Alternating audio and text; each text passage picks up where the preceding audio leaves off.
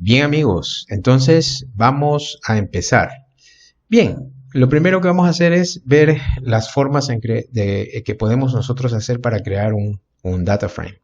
Entonces, en primer lugar vamos a utilizar la función data.frame, con la cual yo puedo crear un data frame a partir de vectores. En este caso, estos 4 vectores que estoy sombreando en este momento. Entonces podemos crear, por ejemplo, tipos de datos enteros. Aquí tenemos el vector de enteros, coma, tipos de datos factores o categóricos, como se conoce en estadística, tipos numéricos con decimales y también tipos de datos carácter. También nosotros podemos crear tipos de datos fecha, pero en este caso vamos a hacer el ejemplo con estos 4 vectores para crear nuestro data frame que se va a llamar mi data frame. Entonces vamos a vamos a ejecutar la función, la instrucción, y ya tenemos creado nuestro vector mi data frame, ¿sí?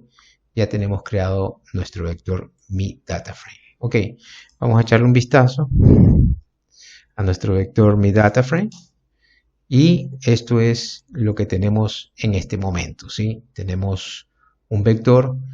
eh, Aquí tenemos los nombres de las columnas. Recuerden que cada columna es un vector, ¿sí? Numérico y carácter, para que ustedes vean cómo se puede crear un data frame y qué tipos de datos puede contener.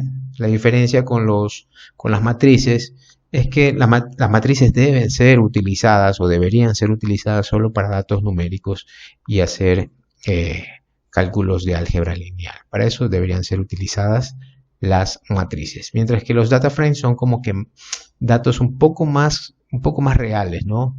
De lo que sucede en nuestros contextos, ¿sí? Pueden haber datos de enteros, carácter, numéricos, categóricos y todo eso en una sola base de datos, en un solo dataset que se conocen en ciencia de datos. Bien, muy bien, vamos a continuar y ahora vamos a crear un data frame a partir de una matriz. Entonces vamos a utilizar nuestra vieja y conocida función matrix con 12 elementos y la vamos a organizar en 4 columnas. Entonces vamos a crear primero nuestra matriz, vamos a ejecutar la instrucción, vamos a imprimir para ver cómo se creó nuestra matriz y aquí está, ¿no?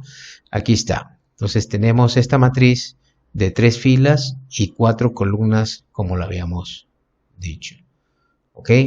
Vamos a ver de qué tipo es. Con class vamos a mostrar el tipo de dato, ¿no? Entonces vamos a imprimir el tipo de dato y es una matrix. Muy bien, excelente. Entonces vamos a crear con la función as.data.frame, vamos a convertir esta matriz en un data frame que se va a llamar df. ¿Ok? Entonces vamos a crear esta matriz df, vamos a visualizarla y aquí la tenemos, ¿no? Vamos a subir un poquito más aquí y aquí la tenemos, ¿sí? Ya tenemos nuestro data frame, aquí están los nombres de los vectores.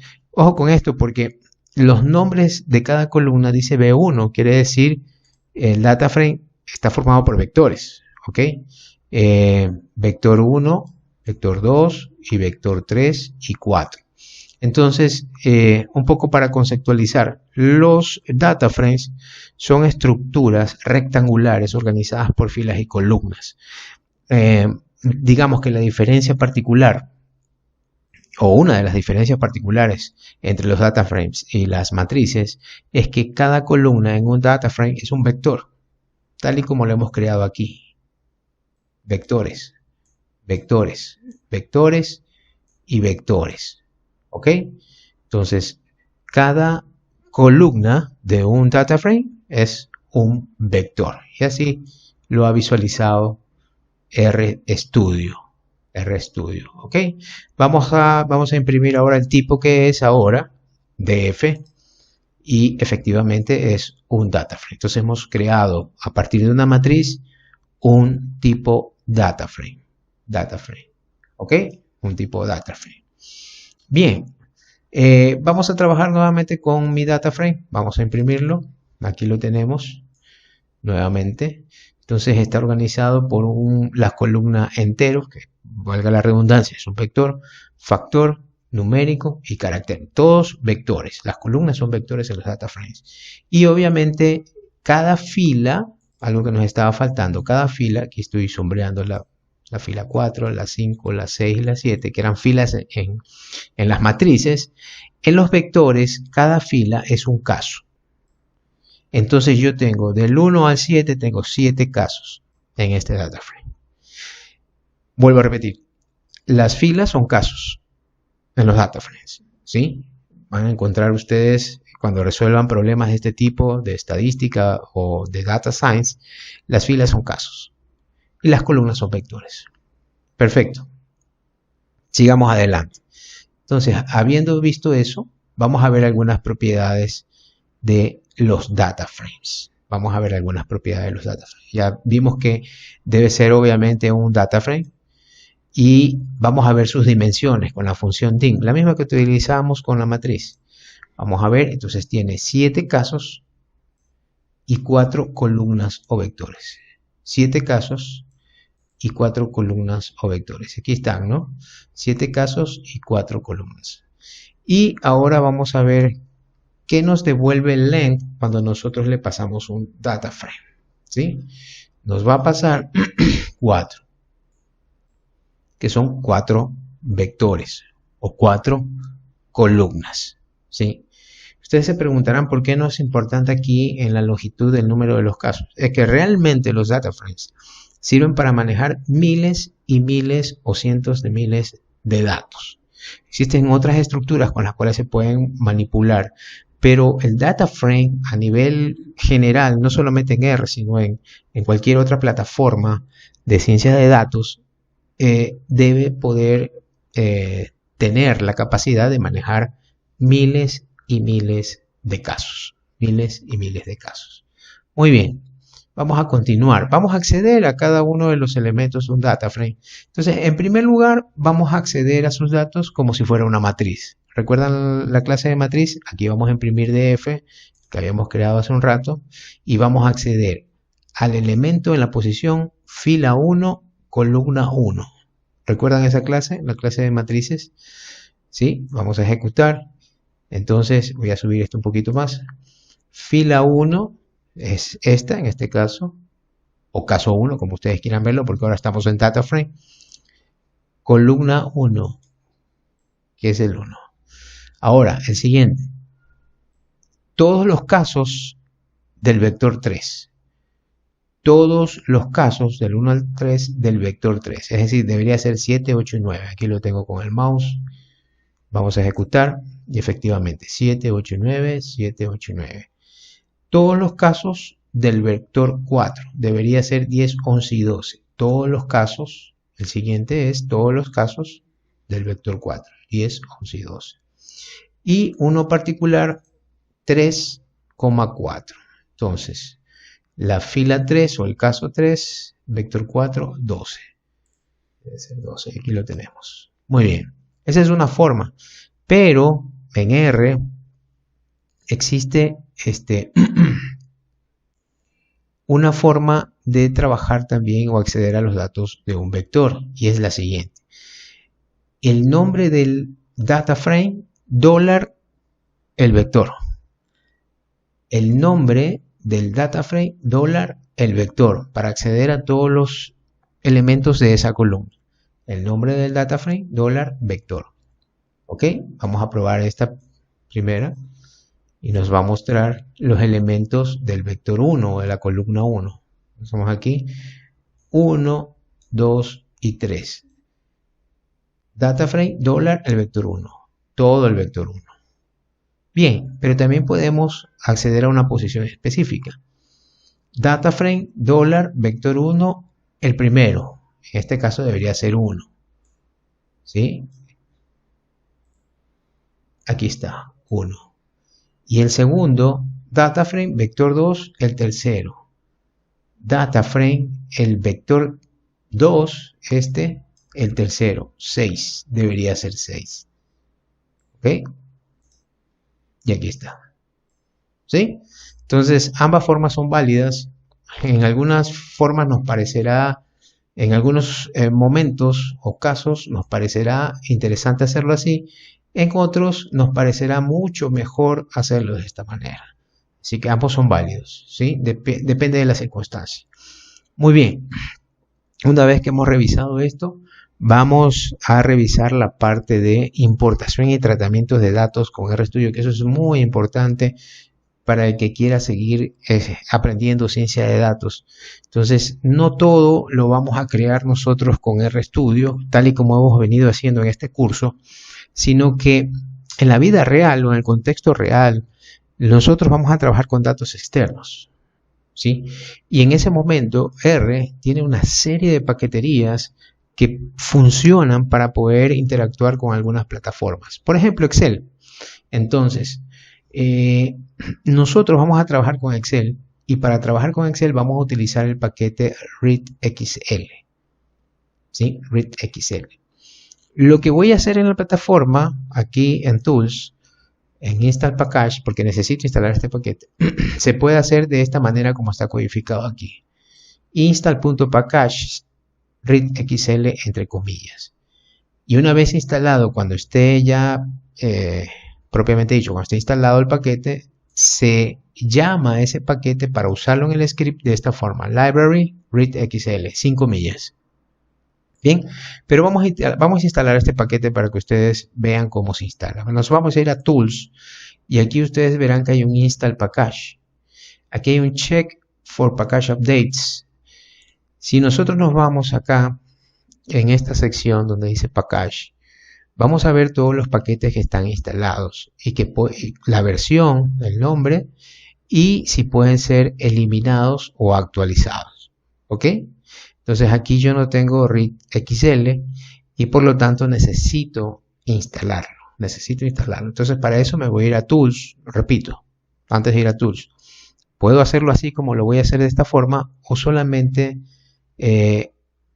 tanto en el script como en la consola, o cualquiera de los dos, yo agrego esta instrucción y se instalaría. Pero lo voy a hacer con la herramienta para que ustedes vean. Install Package. Aquí me dice la fuente, en este caso CRAN es la fuente oficial, RSPM es la fuente oficial del repositorio de los paquetes de R. Entonces yo voy a instalar readxl. Aquí está. Selecciono este paquete, ¿sí? Y me dice que lo va a instalar la librería aquí de forma temporal. Y que por favor instale las dependencias. Hay paquetes que tienen dependencias, es decir, otros paquetes que no los estoy instalando explícitamente. Al decir instalar dependencias, quiere decir que se los instale de forma implícita, es decir, yo no sé cuáles son, pero le estoy diciendo a RStudio, sabes que si encuentras dependencias, instálalas tú por default. Entonces vamos a proceder a instalar. Entonces para esto doy en install. Van a ver ustedes, esto es con internet, ¿verdad? Van a ver ustedes cómo se va a proceder a instalar el paquete aquí en la consola, ¿sí? Aquí ya está ejecutándose. Recuerden que está buscando información de internet y va a comenzar a instalar el paquete para que pueda ser utilizado con nuestro RStudio Cloud. ¿Sí? Aquí ya está procediendo a instalar el paquete. Me dice la ruta. ¿Sí? Y ya está instalado el paquete. A partir de que ya está instalado el paquete, yo debo invocarlo, llamarlo o usarlo. Y esto lo vamos a hacer con library.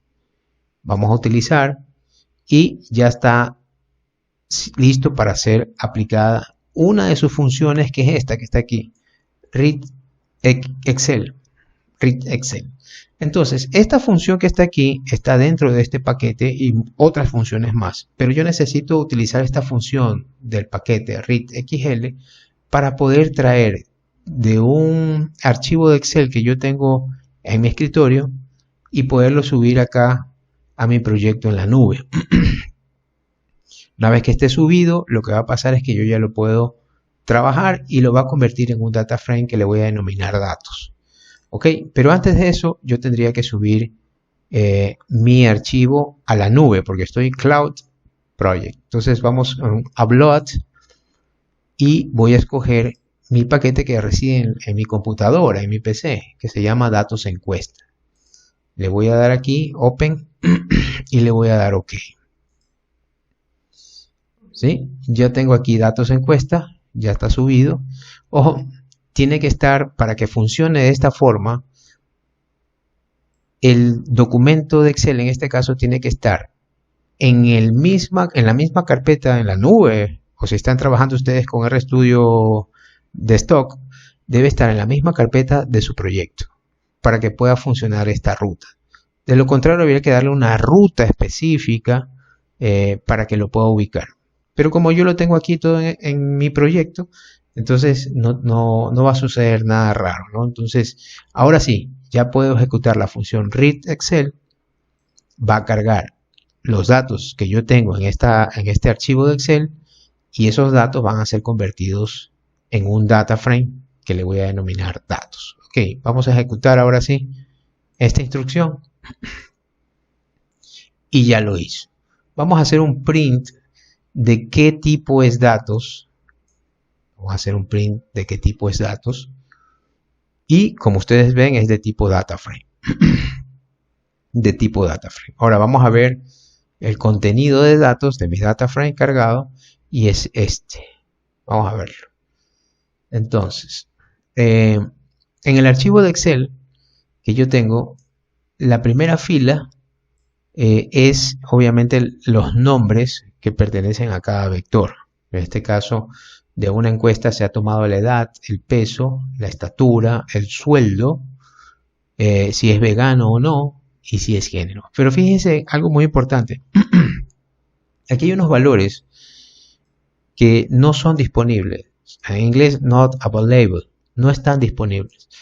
En la vida real vamos a obtener datos externos de esta forma. Es decir, datos que no vienen 100% bien o que no están. No han sido considerados por algún error, por algún tipeo errado, por algún salto y no fueron llenados de forma correcta. No fueron llenados de forma correcta. Bien, esto ténganlo anotado porque esto va a influir mucho en lo que nosotros querramos hacer con estos datos. Otra cosa que deben tener en cuenta es que nos va a salir el tipo de dato al cual pertenece, tipo de dato base al cual pertenece cada vector. ¿Sí? Por ejemplo, vegano es character y género también.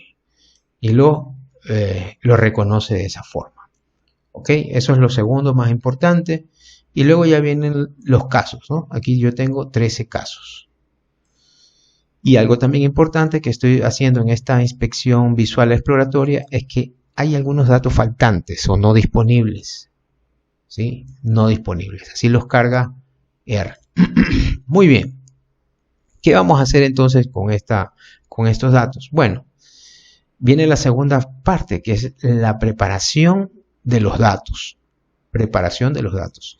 Entonces, yo tengo aquí varias opciones. Una, si yo voy a trabajar, por ejemplo, si voy a sacar un promedio de la estatura de los encuestados, una salida que yo tuviera para poder obviar estos no disponibles es que si utilizo una función que me diga no considere por verdadero a los no disponibles na.rm, ¿sí? Es decir, para esta función promedio o media aritmética, a los NA hágales un RM, solo a los NA, y de tal manera que calcule sin incluir los NA, ¿sí?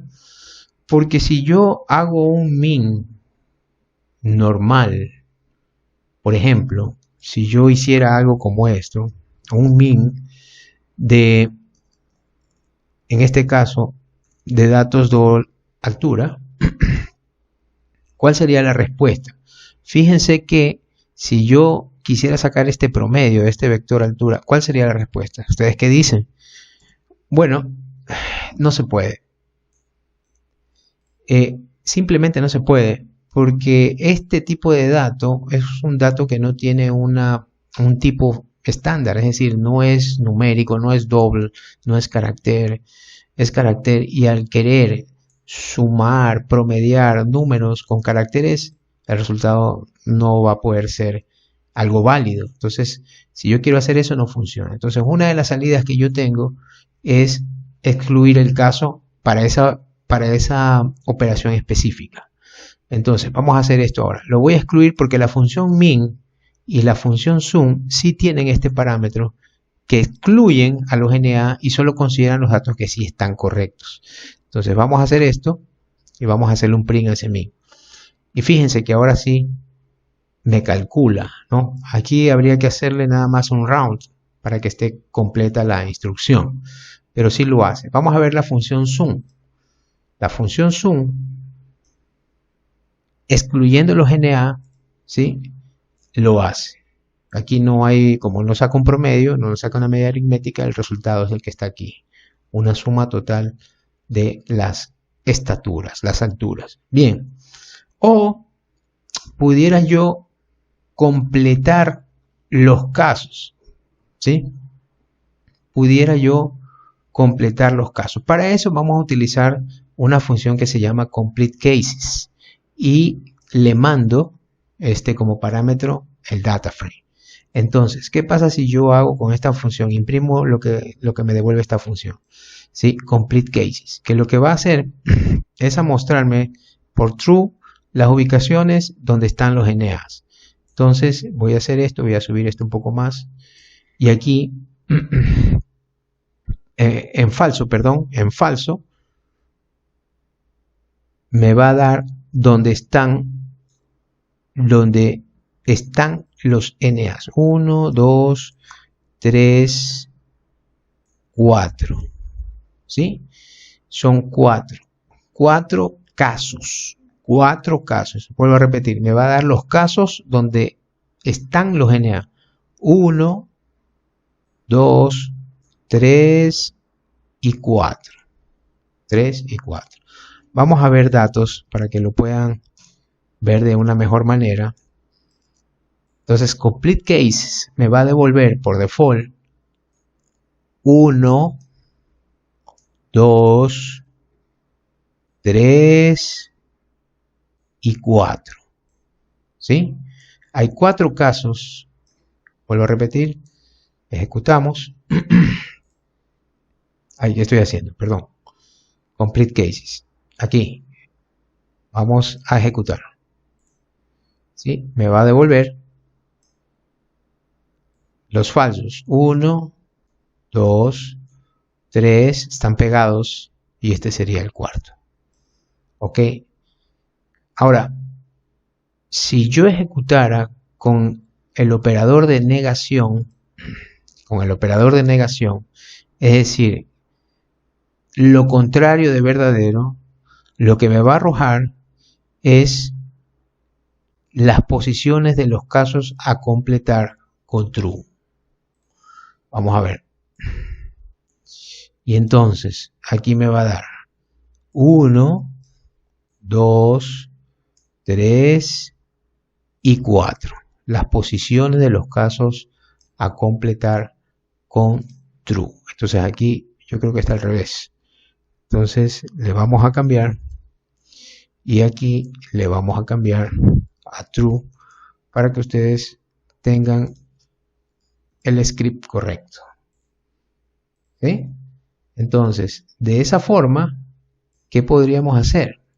Bien, ya vimos cómo funciona esa función. De esa manera, lo que podríamos hacer es que nosotros podríamos tener un subconjunto, ¿sí? Un subconjunto, creo que no lo he puesto aquí, ¿no? Pero podríamos hacerlo así.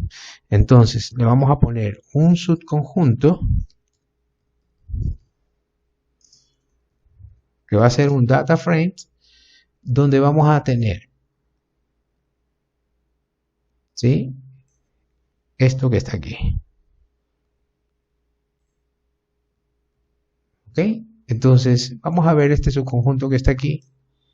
Lo vamos a crear y vamos a revisar lo que tiene. Este subconjunto, ¿sí? Este subconjunto Perdón, este no, lo vamos, este subconjunto lo que va a tener son las posiciones con falso y verdadero de esto. Yo podría guardarlo aquí y lo tendría como para almacenarlo y revisarlo en algún dato si yo quisiera hacerle algún barrido o algo por el estilo.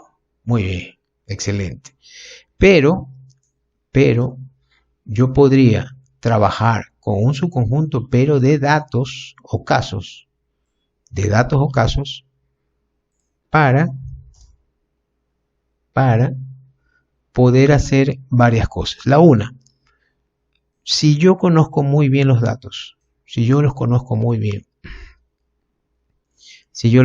vamos a trabajar con complete cases primero. Si yo conozco muy bien los datos, yo podría hacer lo siguiente. Puedo armar un subconjunto de datos sin NAs usando la función complete. Entonces, miren, vamos a usar la función complete, donde yo le voy a dar todos los casos con los cuales sí estén completos, es decir, excluir los NA y todos los vectores o columnas. Vuelvo a repetir, todos los casos, voy a guardar aquí, a seleccionarlos, ¿no? De datos, todos los casos que sí tengan datos por true, ¿sí? Y de todas sus columnas o vectores. Y los voy a almacenar en este data frame que está aquí. ¿Ok? Vamos a hacer eso. Entonces, vamos a ejecutar esta y ya lo tenemos. ¿Ok? Ya lo tenemos. Ahora le vamos a hacer un print. Y aquí tengo 9. ¿Se acuerdan cuántos casos eran de NA? Eran 4 casos. ¿Y cuántos datos tiene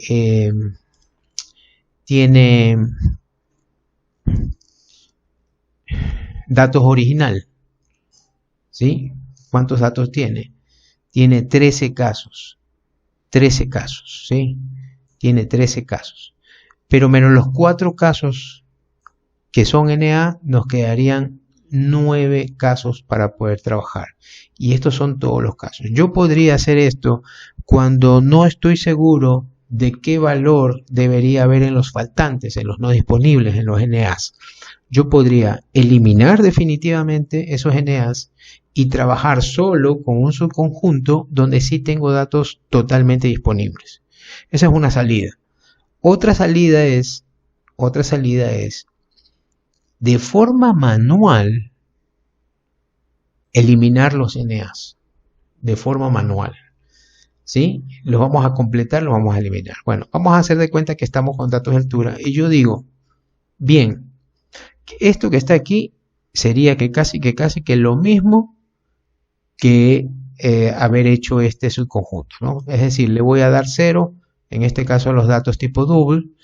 Aquí voy a ayudarme de una función isNA, es decir, si datos altura es igual a no disponible, entonces a datos altura en esta posición, porque recuerden que esto me va a devolver una posición, además de true, le voy a dar 0.